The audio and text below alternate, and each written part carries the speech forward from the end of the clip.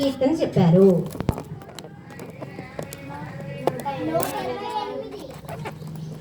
Very good. 128. 128 కీర్తన నేర్చుకొని రమ్మని చెప్పారు. ఎవరు నేర్చుకొని వచ్చారు? ఏముంది 128 కీర్తనలో? ఒకసారి దాన్ని చదువుకొని మనం ఈరోజు ఇంకొక కీర్తన కూడా నేర్చుకుంటాం. నేను చదువుతాను, జాగ్రత్తగా వినండి. యెహోవా యందు భయభక్తులు కలిగి ఆయన త్రోవను నడుచుకుని వారందరూ ధన్యులు. భయభక్తులు కలిగి ఆయన త్రోవలో నడుచుకుని వారు ధన్యులు. నిశ్చయముగా నీవు నీ చేతుల కష్టార్జితము అనుభవించదు. నీవు ధన్యుడవు, నీకు మేలు కలుగును. నీ లోగిట నీ భార్య ఫలించు ద్రాక్షావళి వలె ఉండు. నీ భోజన బల్ల చుట్టూ నీ పిల్లలు ఒలీవ మొక్కల వలె ఉండు. యెహోవా యందు భయభక్తులు గలవాడు ఇలాగూ ఆశీర్వదించబడును. సియోనులో నుండి యెహోవా నిన్ను ఆశీర్వదించును. నీ జీవితకాలం అంతయు యెరూషలేమునకు క్షేమం కలుగుట చూచెను. నీ పిల్లల పిల్లలను నీవు చూచెను. ఇశ్రాయేలు మీద సమాధానము ఉండును. ఎంతమందికి వచ్చింది నీకంటే? ఈ వాక్యం నేర్చుకోమన్నాను కదా. కొంచెం కొంచెం వస్తే ఎట్లా అమ్మా? మొత్తం రావాలి. నెక్స్ట్ వీక్ టైం ఇస్తాను, ఈ కీర్తన మొత్తం చదువుకురాలి. ఒక అమ్మాయి నాకు తెలిసిన మా చర్చిలో ఒక అమ్మాయి కీర్తనలు 119 మొత్తం అప్పచెప్పింది. ఎన్ని వచనాలు ఉంటాయి దాంట్లో? 150 వచనాలు ఉంటాయి. చూడండి, మరి దేవుని వాక్యాన్ని మనం నేర్చుకోవాలి. అర్థమైందా? 176 వచనాలు ఉన్నాయి. 176 వచనాలు ఉన్నాయి 119వ కీర్తనలో. మీరు ఎన్ని వచనాలు నేర్చుకోమంటే నేర్చుకోలేదు? 6. చూడండి, ఇదొక రహస్యం. దేవుని వాక్యం నేర్చుకుంటే దేవుడు ఎంతో జ్ఞానం ఇస్తాడు. Next week నేర్చుకుంటారా?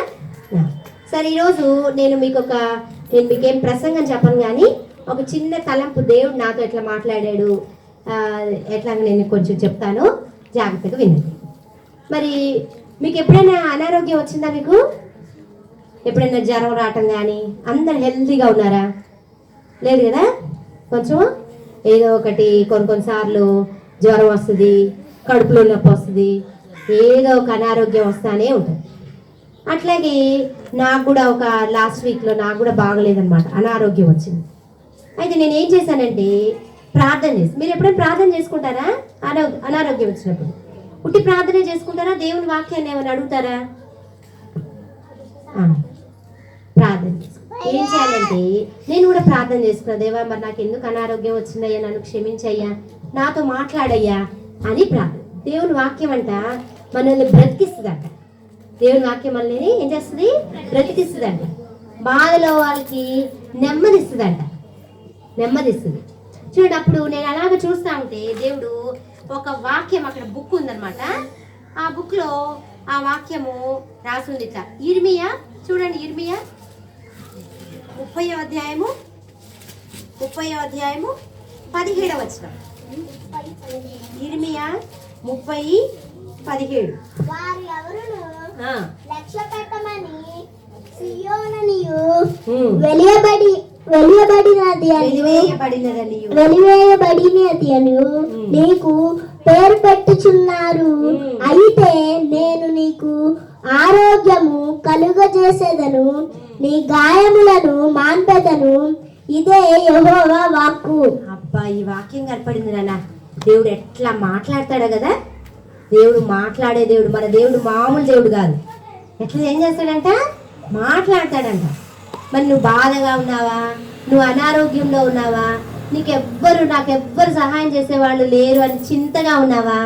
భయపడబాకు చిన్న బిడ్డ అని దేవుడు స్పష్టంగా ఏమని మాట్లాడాడంటే, నేను నీకు ఆరోగ్యం కలుగజేసేదను, నీ గాయములను మాన్పేదను, ఇదే యెహోవా.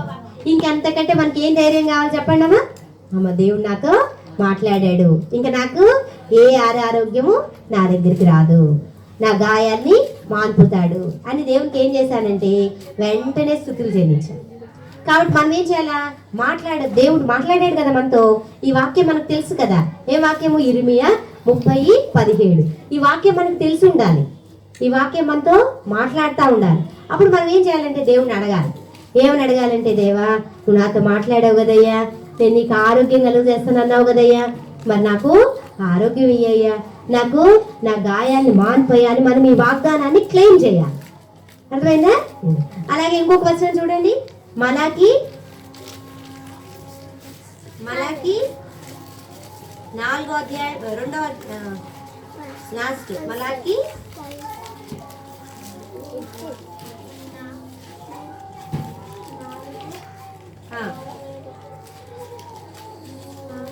4వ అధ్యాయము 2వ వచనం చూడండి. అయితే నా నామమందు భయభక్తులు గలవారగు మీకు నీతి సూర్యుడు ఉదయించును, అతని రెక్కలు ఆరోగ్యము కలుగజేయును. కనుక మీరు బయలుదేరి క్రొవ్విన దూడలు గంతులు వేయనట్లు గంతులు వేయుదురు. చూడండమ్మా, అయితే నా నామమందు భయభక్తులు గలవారి మీద, ఇక్కడ ఒక కండిషన్ ఉంది. ఎవరికి పడితే వాళ్ళకి ఇచ్చేడు దేవుడు, ఎవరికి పడితే వాళ్ళకి ఆరోగ్యము కాదు. ఇక్కడ ఏమని రాస్తుంది? నా నామమందు భయభక్తులు గలవారగు మీకు నీతి సూర్యుడు ఉదయించు. మనం ఆయన ఎందుకు భయభక్తులు కలిగి ఉంటే మన మీద ఏముంటే ఏమి ప్రసరిస్తాయంట? ఆయన యొక్క నీతి సూర్యుని యొక్క కిరణాలు మన మీద ప్రసరింపజేస్తాయి. అప్పుడు తర్వాత ఏముంది? అతని రెక్కలు ఆరోగ్యము కలుగచేయును. కనుక మీరు బయలుదేరి క్రొవ్విన దూడలు గంతులు వేయనట్లుగా గంతులు వేయరు. కొంతమంది మోకాళ్ళ నొప్పులు అంటారు. మా చర్చిలో ఒక ఆంటీ ఉన్నారు. ఆ ఆంటీకి వాగ్దానం వచ్చిందంట. ఆమె ఆరాధన చేసేటప్పుడల్లా, దేవా నాకు ఆరోగ్యం ఇస్తానన్నావు, క్రొవ్విన దూడ గంతులు వేసినట్టు వేస్తానన్నావు, నీ సన్నిధికి పరిగెత్తి వచ్చేటట్టు నన్ను చేస్తున్నావు, నీకు వందనాలయ్యా అని ఆమె మర్చిపోకుండా దేవుని స్తుతిస్తుంది. ఖచ్చితంగా. ఎందుకంటే ఆ వాగ్దానం ఆమె జీవితంలో నెరవేరింది. ఎందుకంటే ఆమె దేవుని భయభక్తులు కలిగి ఉంటుంది కదా. దేవుని సన్నిధి అన్నా, దేవుని మందిరం అన్నా, దేవుని వాక్యం అన్నా మన భయము భక్తి కలిగి ఉంటే ఆయన నీతి సూర్యుడిలాగా మన పైన ఉదయిస్తాడు. అప్పుడు ఆయన రెక్కలు మనకి ఏం చేస్తాయి? ఆరోగ్యం కలిగజేస్తాయి. మనం ఎట్లా పరిగెత్తుతామో క్రొవ్విన దూడలు గంతులు వేసినట్టుగా మనం గంతులు వేస్తాం. తర్వాత స్వస్థపరచు యెహోవాను నేనే అన్నది ఎక్కడున్నది ఆ వాక్యం? నిర్గమాకాండం 15వ అధ్యాయము 26వ వచనం చదవండి ఒకళ్ళు. మీ దేవుడైన యెహోవా వాక్కును శ్రద్ధగా విని ఆయన దృష్టికి విని, ఎలా వినాలంట? శ్రద్ధగా విని ఆయన దృష్టికి న్యాయమైనది చేసి. చదవం. మీ దేవుడైన యెహోవా వాక్కును శ్రద్ధగా విని ఆయన దృష్టికి న్యాయమైనది చేసి ఆయన ఆజ్ఞలకు విధేయులై ఆయన కట్టడలన్నింటినీ అనుసరించి నడిచిన యెడల నేను ఐగుప్తీయులకు కలుగజేసిన రోగములలో ఏది మీకు రానియను, నిన్ను స్వస్థపరిచి యెహోవాను నేనే అని. చూసారమ్మా ఏమంటున్నాడు ఇక్కడ? ఆయన మాట కనుక శ్రద్ధగా వినాలి. ఆయన మాట శ్రద్ధగా విని మరి ఆయన దృష్టికి న్యాయమైనది చేస్తే ఏం చేస్తాడంట? ఐగుప్తీయులకు కలుగజేసిన రోగంలో ఏది నీకు రానియను, నిన్ను స్వస్థపరిచి యెహోవాను నేనే. చూసారమ్మా ఎంత చక్కటి వాక్యమో కదా. నిన్ను స్వస్థపరిచి యెహోవాను నేనే. ఎప్పుడంట? ఆయన మాటలు శ్రద్ధగా వినాలి. ఆయన మాటలు వినకుండా ఇష్టం వచ్చినట్టుగా మనం జీవిస్తే మరి ఇప్పుడు మనకు తెలుసు కదా, మన చైనా దేశంలో ఒక పెద్ద వైరస్ వచ్చేసింది, కరోనా వైరస్. అందరు ఇప్పుడు హాట్ టాపిక్ ఏంటంటే ఇదే కరోనా వైరస్ కదా. ఏంటి ఆ వైరస్? అంత అంటు వ్యాధి అనమాట. అదంతా కూడా స్ప్రెడ్ అయిపోతా ఉంటుంది. చూసారా? ఎప్పుడు ఆయన మాట శ్రద్ధగా వింటే ఏ ఐగుప్తులకు కలిగిన ఏ రోగం మనల్ని రాదు. ఆయన మాట వింటే మనకి ఏ రోగం రాదు, ఏ తెగులు మన గుడారంకు సమీపించదు. ఆయన మాట ఏం చెప్తున్నాడు? ఏంటి మరి ఆయన మాట? ఆయన మాటలు ఏం చెప్తున్నాడు మరి? ఆయన మాటలు ఆయన విశ్వాసం ఉంచాలి. ఆయన ఏ రోజు ఆయన మన కోసము మనందరి కోసము ఆ కలువరి శిలువలో తన రక్తాన్ని చిందించాడు, దారులుగా చిందించాడు. ఆయనలో ఏ పాపం లేదు. ఆయన పరిశుద్ధుడు, నీతిమంతుడు, నిష్కల్మషుడు, పాపుల్లో చేరక ప్రత్యేకంగా ఉన్నవాడు. అలాంటి దేవుడు నీ కోసం నా కోసం కలువరి శిలువలో తన రక్తాన్ని చిందించాడు. ఆ రక్తంలో మన పాపాలన్నీ కడుక్కుంటే ఆయన మనల్ని తన బిడ్డలుగా అంగీకరిస్తాడు. మిమ్మల్ని ఏం అడగట్లా ప్రభు, మీ హృదయం అడుగుతున్నాడు. మీ హృదయాన్ని అడుగుతున్నాడు. నాకు చిన్నప్పటి నుంచి నాకు యేసు ప్రభువే తెచ్చే అని అనక్తే రక్షణ రాదు. ఏం చేయాలా? మన నోటితో మనము ఒప్పుకోవాలి. యేసు ప్రభువా, నా పాపాలు క్షమించు, నీ రక్తంతో నన్ను కడుగు, నా హృదయంలోకి రండి. అప్పుడు మనము ఆయన మాటలను, ఆయన ఆజ్ఞలను, ఆయన కట్టడలను గైకొనే వారిగా ఉంటాం. అప్పుడు ఆయనే మనసిస్తాడు. మన అంతటికి మనంగా పాపాన్ని జయించాలంటే జయించలేం, మన వల్ల కాదు. నేను ఈ రోజు నుంచి సినిమా చూడకూడదు, సీరియల్ చూడకూడదు అంటే నీ వల్ల కానే కాదు. ప్రభు శక్తిని కోరుకోవాలి. ఏ శక్తితో అయితే ఆయన మరణాన్ని గెలిచి తిరిగి లేచాడో అట్టి పునరుద్ధాన శక్తిని ప్రతిరోజు మనం అడగాలి. ప్రార్థనలో మనము అడగాలి. ఆయన ఎందుకు భయభక్తులు గలవారి చుట్టూతో ఏం ఉదయిస్తుంది? నీతి సూర్యుడు ఉదయిస్తుంది. అతని రెక్కలు ఆరోగ్యంగా ఉదయిస్తాయి. తర్వాత ఆయన మాటలు శ్రద్ధగా వింటే ఆయన మనల్ని స్వస్థపరుస్తాడు. ఎట్లా స్వస్థపరుస్తాడు? ఆయన పొందిన దెబ్బల చేత మనకు స్వస్థత. చూడండి, ఎక్కడుందా వాక్యం? యెషయా 53